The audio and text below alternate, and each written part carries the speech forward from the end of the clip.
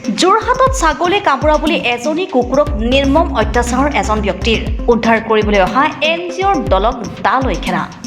যোৰহাটৰ ২ নং সোণাৰীগাঁৱত সংঘটিত হৈছে এক হৃদয় বিদাৰক ঘটনা।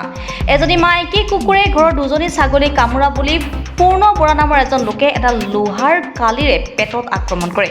পথৰ কাষত অৱশ হৈ পৰি থকা কুকুৰজনীক উদ্ধাৰ কৰিবলৈ NAWF নামৰ NGOটোৰ পৰা চিকিৎসক আৰু উদ্ধাৰকাৰী দল আহিছিল। তেতিয়া কুকুৰজনীক ছাগলী কামোৰাৰ বাবে মই আক্ৰমণ কৰিবলৈ বুলি হাতত দা লৈ NGO কৰ্মকৰ্তাক ভাবুকি দিয়ে। তাৰপিছত যিহেতু খবৰটো পালোঁ মই লগালগ আহিলোঁ। তাৰপিছত আহি পেলাই সুধিলোঁ চবকে যে কোনে মাৰিছে কেনেকৈ কি হৈছে। তাৰপিছত গৰু পোৱালি এটাই কৈছে এইপিনে ঘৰ এইপিনে কি মানুহটোৰ তেনেকৈ ছাগলী কামুৰিছে বুলি খেদিছে, তেনেকৈ ছাগলী কামুৰিছে বুলি ক'লে। তাৰপিছত মই গ'লোঁ, তাৰপিছত আমি গোটেইখিনি গ'লোঁ, তাৰপিছত সুধিলোঁ তাতে যে আপুনি গম পায় নেকি কোনে মাৰিছে বুলি ইয়াত।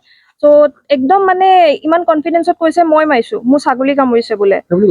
মোৰ ওচৰত ভিডিঅ' আছে, মোৰ ওচৰত প্ৰুফো আছে, চব ভিডিঅ' কৰা আছে। তাৰপিছত যেতিয়া আমি ক'ব লৈছোঁ সি দা লৈ এনেকৈ আমাৰ পিছে পিছে আহিছে। অভিয়াছলি দা লৈ পেলাই আহিছে, অভিয়াছলি তেনেকৈতো ভয় খাব ন। চ' সেইটো কাৰণে মই তেতিয়া তাৰপিছত ডক্টৰক ইনফৰ্ম কৰিলোঁ। ডক্টৰ লগালগ আহিলে ইমিডিয়েটলি। মান আই থিংক তাৰ পেটত সোমায়েই আছে। চ' সেইটো কষ্ট হৈছে, এতিয়ালৈকে ওলাব পৰা নাই।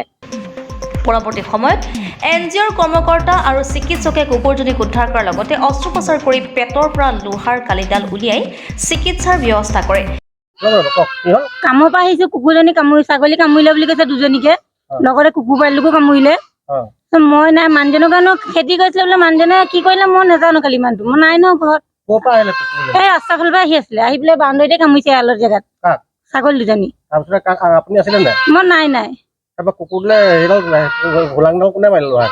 মই নাজানো কোনে মাৰিলে, মই কামতহে আছিলো।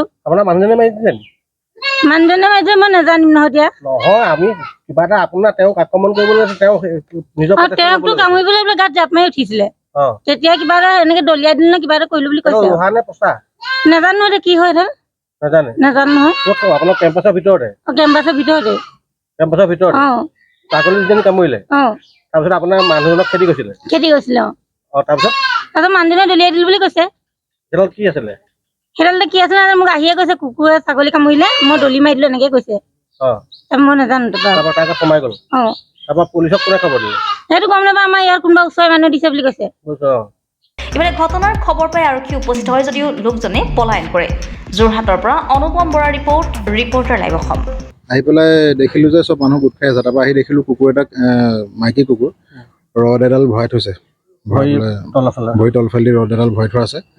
বহুত যন্ত্ৰণাত ভুগি আছিলে। তাৰপৰা আমাৰ ওচৰ চুবুৰীয়া কোনোবা এইটো NGOক খবৰ দিলে চাগে, আহিলে, তেওঁলোকে এতিয়া ট্ৰিটমেণ্ট কৰি আছে। তাৰপিছত NGOৰ পৰা মানুহ আমি যিঘৰ মানুহত গৈছিলে, সেই মানুহঘৰে কৈছে যে সিহঁতক ছাগলী দুজনীকো কামুৰিলে আৰু মানুহজনকো খেদিছিলে। ছাগলী কামুৰিছে বাৰু, কিন্তু মানুহ কামোৰাটোতো শুনা নাই বা দেখাও নাই। ছাগলীজনী কামুৰিছে বুলি খবৰ পালোঁ, দেখিলোঁ বাৰু ছাগলীজনী ভৰিত অলপ কামুৰিছে। কিন্তু কুকুৰটোতো আমাৰ এইখিনিৰ ওচৰ চুবুৰীয়া কুকুৰ নহয় বাৰু, দেখা নাই। বাহিৰৰ নাই, সেইটোতো শুনা নাই, মই।